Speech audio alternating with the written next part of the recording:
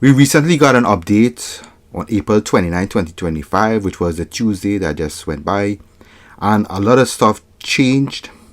There was a lot of stuff mentioned on the patch notes, and they did some changes that they didn't even mention, and I'll get to it later on in the video when I get to it. We have some good news and we have some bad news. So what do you guys want? The good news first or the bad news? Actually, I'm going to give the bad news first. So let's get into it.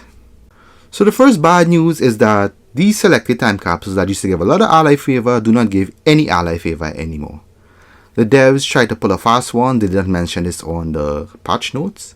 The Secrets of Kandak time capsule used to give a lot of ally favor.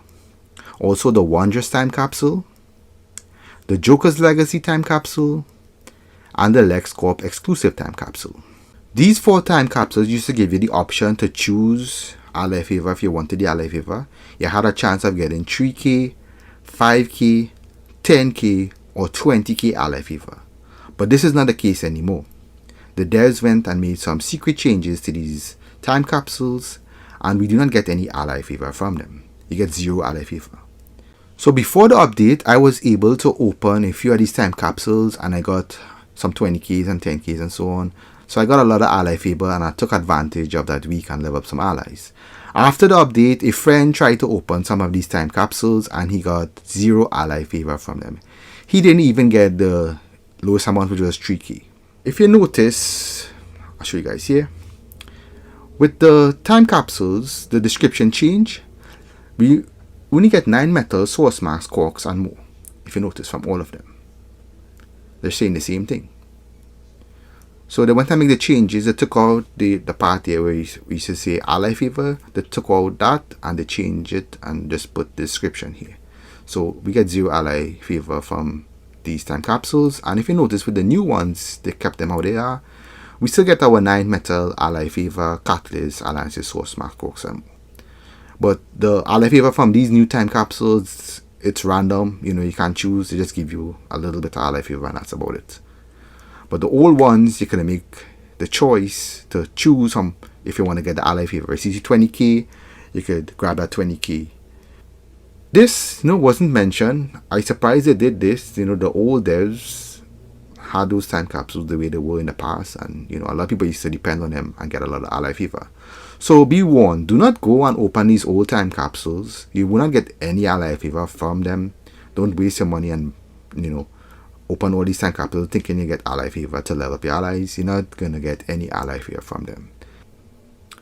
So for those who want to see how much ally favor you actually get from these time capsules, I have an old video opening some of these time capsules and getting a lot of ally favor from them.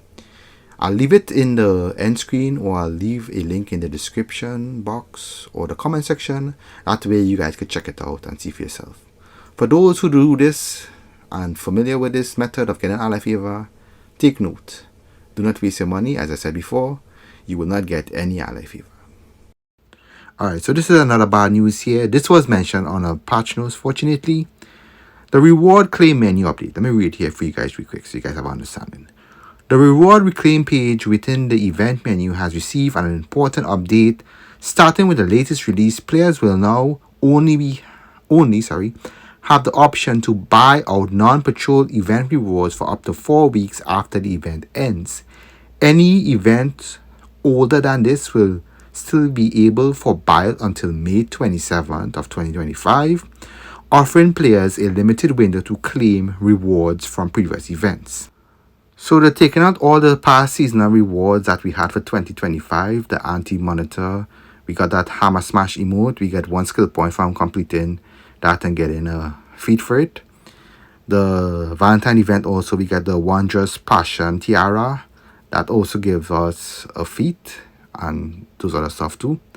We get a lot of stuff from these past seasonal events. And then we have the St. Patrick's Day where we get that Emerald Prize Sequence Chroma Pack. That's also a feat and a skill point. And then we have the Spore Pod, which is a very good ability for the springtime event. Also a feat attached to it, and a lot of players would like to have this. It does a lot of damage on area and burst damage. And if they take away this from the game, you could never get it. So this is going to affect a lot of players that haven't been playing, those who took a break, those who are new to the game, and those who haven't reclaimed all of these items. They're thinking they could buy it out later. The devs made a deadline until May 27th. You have to buy it out. And if you don't buy it out, you're not going to get it. So they're taking it away from the game. This is very bad news for a lot of players. Because I understand they're trying to push your sales by, having a deadline and trying to push your sales. But think about it. You take away this from the game, you're going to lose a lot of sales. Because if you always have it in your game, returning players, like some of my league mates that took a break from the game, if they come back, they would purchase a lot of these items and try to get these items, because some of them like defeats and they would like to get that sport ability to increase the damage in their loadout and so on, and they would buy it out. A lot of players would do this, especially the end game players. They take a break for whatever reason, and you taking away this from the game gonna hurt a lot of players. And it's not being bad, it's bad for your business. I don't know why the devs are doing this. Anyway, so that's the second bad news here. Let me move on to some good news, guys. So this is the good news that we have here. Private matchmaking. This was mentioned here on their patch notes. Looking for one more person to join and leave? Look no further. Private matchmaking is here. Select private match in the custom play section of the on duty menu to start an instance without matchmaking. The instance will start immediately with only the current members of your group. Note this is an experimental feature and all content may not function correctly for groups below the recommended number of players. Play at your own risk. So from the menu here, the on duty menu, you guys can see there we have the option of a private match now. So you can grab some friends, start a raid, grab about 4 friends, start a raid. You don't have to wait to get a full group.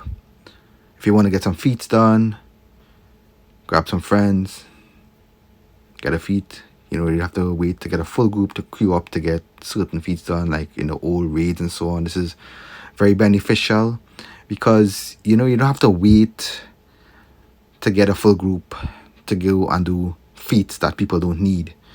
You could go back and get all your feats done too. You could grab 2 people, do alert, so on and so on.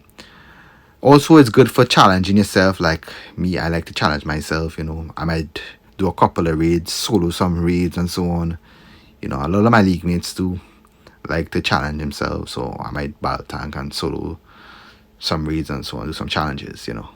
For those who like to challenge themselves in Elite 2, you could form an elite raid and so on, like some nice challenges. It doesn't make things boring. I get very bored doing the same thing repetitive, and for a lot of endgame players they get bored too, and this would bring a nice different feel to the game. Get some more challenging stuff to do where we could do more raids and so on.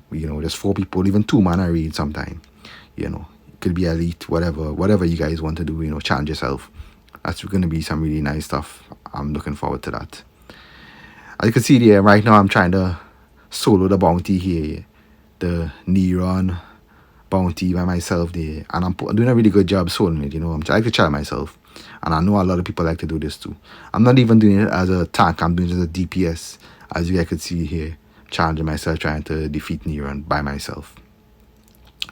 So this is going to be very good for the game, I think. A lot of people is going to be able to get a lot of feats done, get into instance faster. A lot of more content is going to be run across the on-duty board. A lot of old raids, you're going to see people queuing up for those. They don't have to wait and get in a full group. As I said before, you want to get a feat done, grab some friends, jump into the raid, and you can get your feat done very easily. You don't have to wait to get a full group. Sometimes you'll be waiting really long to get into instances just to find one player or to get one person to drop group and get on the hero side, and so on. So as you can see there, I just finished on Neon by myself. Nice little challenge. If you guys found this video very helpful, please give it a thumbs up. Share it to your friends that play DC events online. And if you guys want, you guys could check out some of my videos here.